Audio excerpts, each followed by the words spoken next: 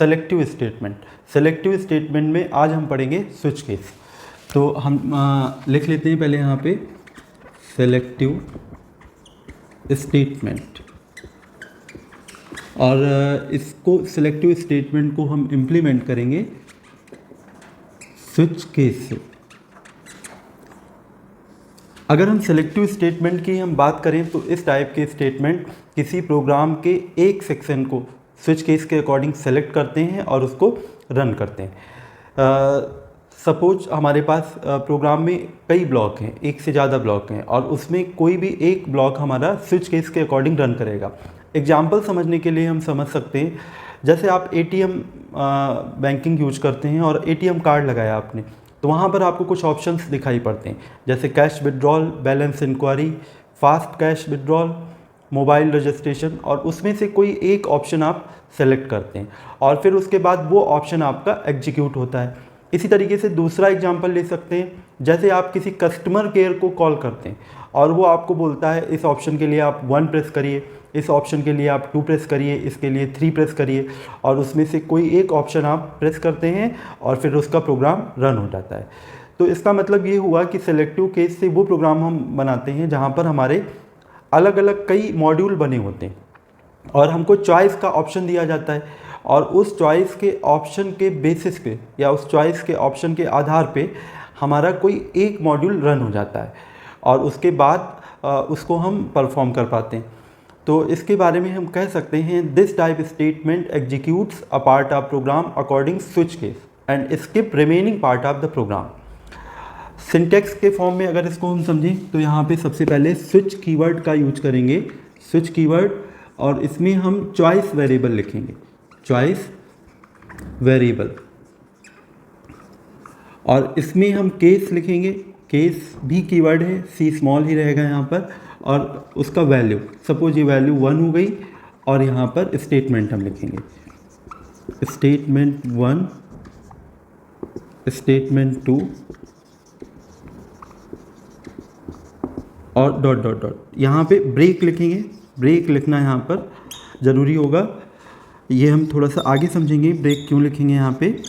Case value 2, और यहाँ पर ओपनिंग और क्लोजिंग ब्रेस। वैसे तो जब एक से ज़्यादा स्टेटमेंट हम लिखते हैं तो उसकी ग्रुपिंग के लिए हम ओपनिंग और क्लोजिंग ब्रेस लगाते हैं, बट केस के केसेस में केस के साथ ऐसा ज़रूरी नहीं होता है कि आप यहाँ पर ओपनिंग ब्रेस और क्लोजिंग ब्रेस लिखें। तो यहाँ पर हमने लगा लिया है, बट ये ऑप्शनल है। तो यहाँ पर स्टेटमेंट 1 हो गया हमारा, स्टेटमेंट 2 हो गया, डॉट डॉट डॉट ब्रेक, और इसके बाद हम इसको क्लोज कर लेंगे। यहाँ पर हम इसको अपने नॉलेज के लिए लिख सकते हैं, जी ब्रेस के बारे में हम बात कर रहे हैं। ब्रेस जो हमारा यहाँ पर है ये ऑप्शनल है, आप लिख भी सकते हैं और नहीं लिखना चाहेंगे तो भी इसमें ना कोई सिंटेक्स एरर है ना ही कोई ऑपरेशनल एरर है। अब इसके बाद हमारा आ गया केस 3 ले लेते हैं, या वैल्यू 3 यहाँ पर लिखेंगे, वैल्यू 3, और ये कोलन लगता है यहाँ पर। उसके बाद यहाँ पे statement 1, statement 2, dot dot dot break लिखा हम लोगों ने, और इसके बाद बहुत सारे केसेस हो गए। यहाँ पर हम ब्रेस लगा लेते हैं समझने के लिए, और ये मल्टीपल केसेस हो गए, और लास्ट में हम लिखेंगे यहाँ पर डिफ़ॉल्ट। डिफ़ॉल्ट भी जावा में एक कीवर्ड होता है, तो डिफ़ॉल्ट का भी अपना ब्लॉक हो सकता है, और ब्लॉक नहीं लिखना चाहें तो भी चलेगा। Statement 1, statement 2, dot dot dot dot, और ये हमने स्विच को क्लोज कर लिया। डिफ़ॉल्ट के साथ ब्रेक को नहीं लिखना है, क्योंकि इसके बाद कोई केस होगा नहीं, तो इसमें ब्रेक करने की रिक्वायरमेंट नहीं है, ये आप नहीं लिखेंगे। डिफ़ॉल्ट के बारे में हम बोलते हैं if no one case is matched then default block is executed. अगर स्विच केस में कोई भी केस मैच नहीं हुआ तो डिफ़ॉल्ट ब्लॉक रन हो जाएगा। अब ब्रेक को समझ सकते हैं, सपोज हमने यहाँ पर ही प्रोग्राम लिखा और हमने ब्रेक नहीं लिखा, तो ब्रेक न लिखने से कोई एरर नहीं होगा, कोई भी रन टाइम एरर नहीं होगा, प्रोग्राम कंपाइल होगा और सक्सेसफुली रन होगा। जब इस प्रोग्राम को हम रन करेंगे तो सपोज इसमें ये सेकेंड नंबर का केस मैच हो रहा है, तो सेकेंड नंबर का केस रन होने के बाद जितने भी केस हमने लिखे हैं वो सारे केस रन हो जाएंगे, इंक्लूडिंग डिफ़ॉल्ट कंट्रोल के साथ। ऐसा तब होगा जब हमने केस के साथ ब्रेक स्टेटमेंट नहीं लिखा होगा। और अगर ब्रेक स्टेटमेंट हमने लिख रखा है और केस 2 हमारा मैच हुआ, तो केस 2 मैच होने पे हमारा केस 2 रन होने के बाद जब ब्रेक रन करेगा तो कंट्रोल को स्विच के बाहर कर देगा। स्विच के बाहर कर देगा तो ना ही कोई केस मैच होगा और ना ही कोई केस रन होगा इस केस के बाद। तो इस पर एक हम प्रोग्राम बनाते हैं और उस प्रोग्राम में हम ये समझते हैं कि स्विच केस को हम कैसे इम्प्लीमेंट करते हैं। तो इसमें प्रोग्राम वही हम बनाएंगे जिसमें हमारे मल्टीपल ऑपरेशंस हों और उसमें से कोई एक ऑपरेशन हमारा रन हो जाए, और ये डिपेंड करेगा हमारे यूजर्स की चॉइस पे कि यूजर ने हम क्या चॉइस उसमें एंटर की। तो एक प्रोग्राम हम ऑब्जेक्टिव के फॉर्म में पहले लिखते हैं और फिर उसको समझते हैं, देन उसका कोड करते हैं। तो यहाँ पे हमने लिखा program to find one of following operation. कौन कौन से ऑपरेशन है इसी लाइन में लिख लेते हैं। 1 पे सपोज एडिशन है, 2 पे सब्ट्रैक्शन है, 2 चॉइस अगर हम देंगे तो सब्ट्रैक्शन आपका कैलकुलेट हो जाए, और 3 पे हमारा मल्टीप्लिकेशन है। इसी तरीके से 4 पे division. Write a program to find one of following. Write a program to find one of following operation. और वो ऑपरेशन हमने यहाँ पर लिख ली, 1 पे एडिशन, 2 पे सब्ट्रैक्शन, 3 पे मल्टीप्लिकेशन, 4 पे डिवीजन। और कैसे फाइंड करना है? On the basis of users choice. Program को समझ लेते हैं।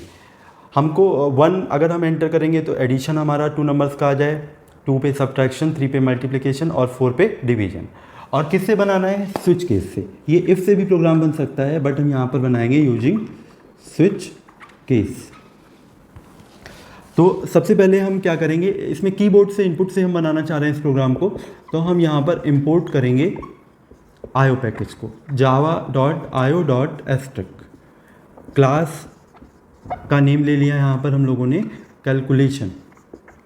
क्लास कैलकुलेशन के बाद मेन मेथड लिखते हैं यहाँ पर public static wide main string args। User से इनपुट करना है तो यहाँ पे हम लोगों ने लिख लिया थ्रोज आईओ एक्सेप्शन। यहाँ पे हम बफर रीडर का ऑब्जेक्ट बनाएंगे, बफर रीडर इनपुट अलाउ करने के लिए br equal to new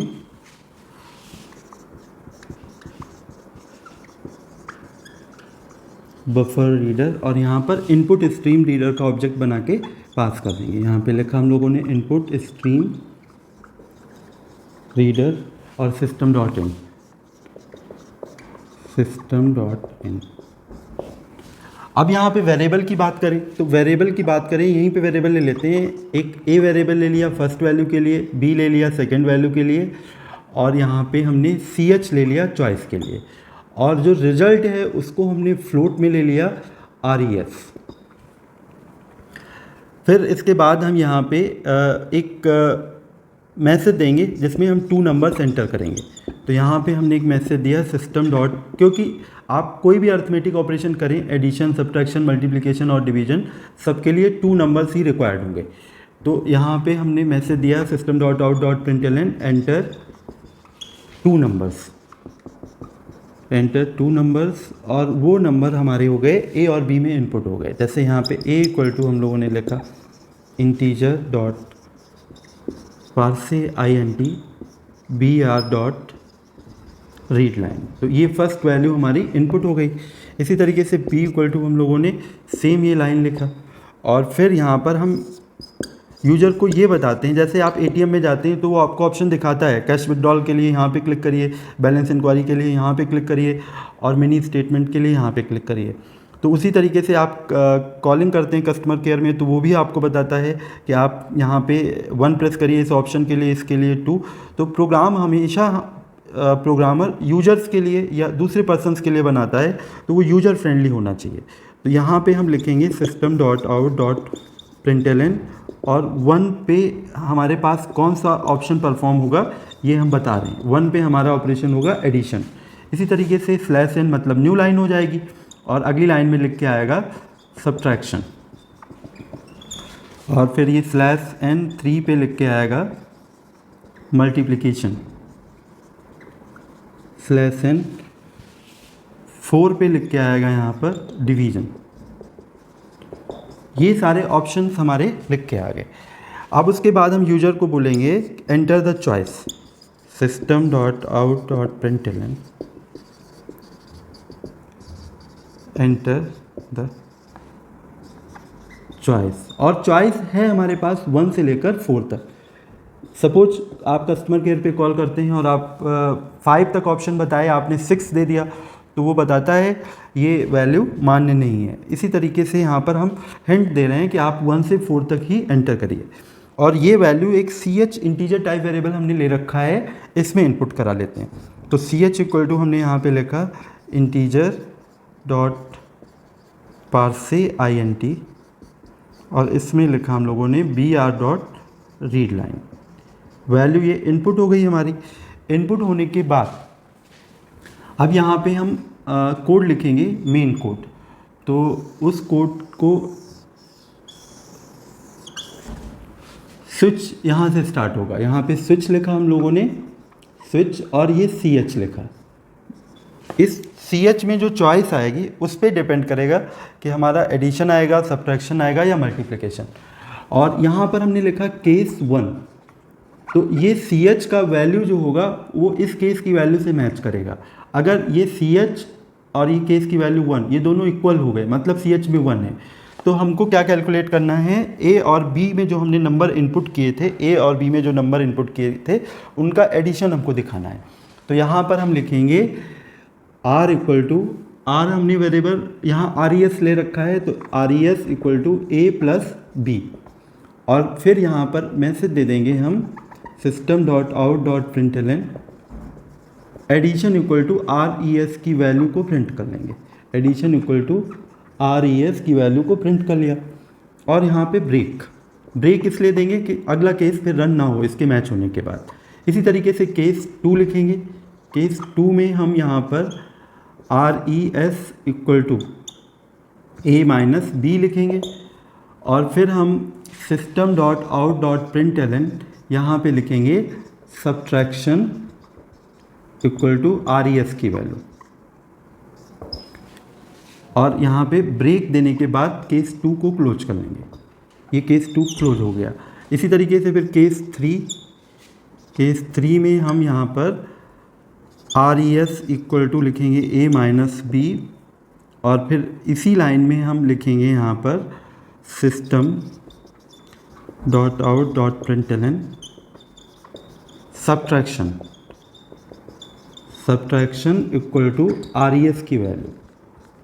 sorry, ये सब्ट्रैक्शन हो चुका था, तो ये हो जाएगा यहाँ पर मल्टीप्लिकेशन। इसको हम मल्टीप्लिकेशन का सिंबल लगा दिया हम लोगों ने, यहाँ पर लिख लेंगे multiplication,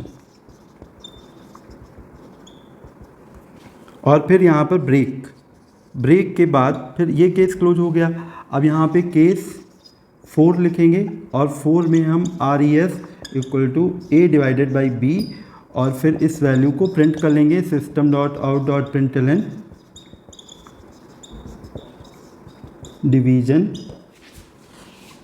equal to res। Same उसी तरीके से सिंबल चेंज होते जाएंगे और ब्रेक कर लेंगे। अब यहाँ पर अगर इन चॉइस में सपोज यूजर ने 5, 7, 8 दे दिया, तो हम उसके लिए एक डिफ़ॉल्ट लिखेंगे। डिफ़ॉल्ट तब रन करेगा जब ch की वैल्यू 1 से 4 के अलावा कुछ और होगी। तो डिफ़ॉल्ट में हम लिखेंगे एक मैसेज रॉन्ग चॉइस system.out.println, और यहाँ पे लिखेंगे रॉन्ग चॉइस, और इसके बाद अब ये स्विच केस क्लोज कर दिया, फिर हम यहाँ पे मेन क्लोज कर देंगे, और यहाँ पर हम क्लास को क्लोज कर देंगे। इस तरीके से प्रोग्राम आप देख लेंगे और इसको रन कर लेंगे।